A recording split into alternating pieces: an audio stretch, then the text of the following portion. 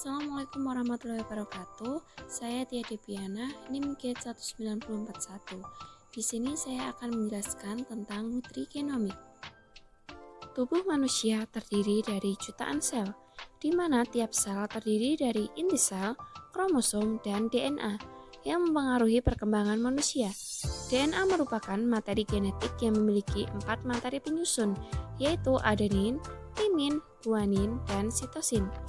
Kumpulan penyusun yang memiliki fungsi tertentu disebut gen. Gen akan berpengaruh pada karakteristik fisik, sifat, kesehatan, dan respon tubuh terhadap zat gizi. Susunan gen 99,9% sama dan 0,1% variasi gen berbeda pada tiap individu.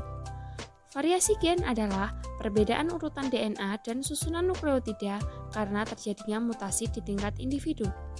Variasi gen dipengaruhi oleh penampilan fisik, risiko menderita penyakit, metabolisme zat gizi, penuaan dan obat-obatan, intervensi nutrisi dan olahraga, serta dampak terhadap kesehatan.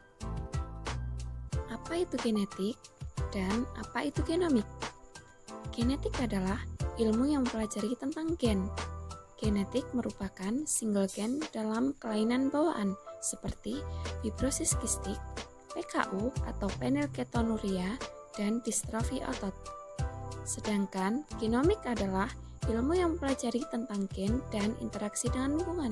Contohnya, metilen tetrahidrofolat reduktase, epigenetik, hubungan epistatik, dan farmakogenomik. Nutrigenetik.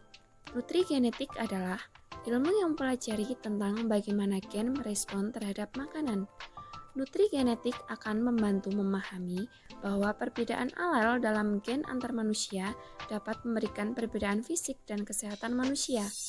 Contohnya, terjadinya intoleransi laktosa, pengaruh beberapa makanan seperti kafein, dan orang menjadi gemuk karena nafsu makan dan rasa lapar yang meningkat. Nutrigenomik.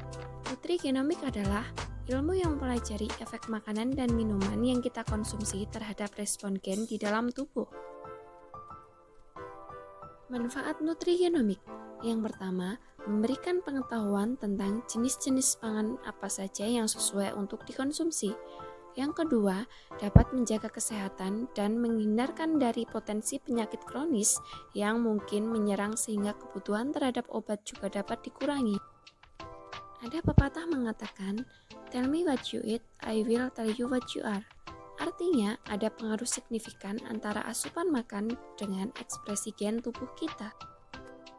Contohnya ketika ada dua orang kembar, A memilih makanan tinggi sayur dan B memilih makanan rendah sayur, maka A akan mengaktifkan lebih banyak gen yang berperan dalam proteksi sel kanker dibandingkan dengan B. Selanjutnya, A memilih makanan rendah gula dan B memilih makanan tinggi gula. Maka A cenderung lebih sedikit mengaktifkan respon terhadap peradangan sel dibandingkan dengan B. Kesimpulan, dapat disimpulkan bahwa makanan tidak hanya sekedar memenuhi nutrisi sehari-hari, tetapi juga menentukan bagaimana respon gen di dalam tubuh kita. Tujuan nutrigenomik adalah untuk penggunaan diet guna mencegah atau mengobati suatu penyakit.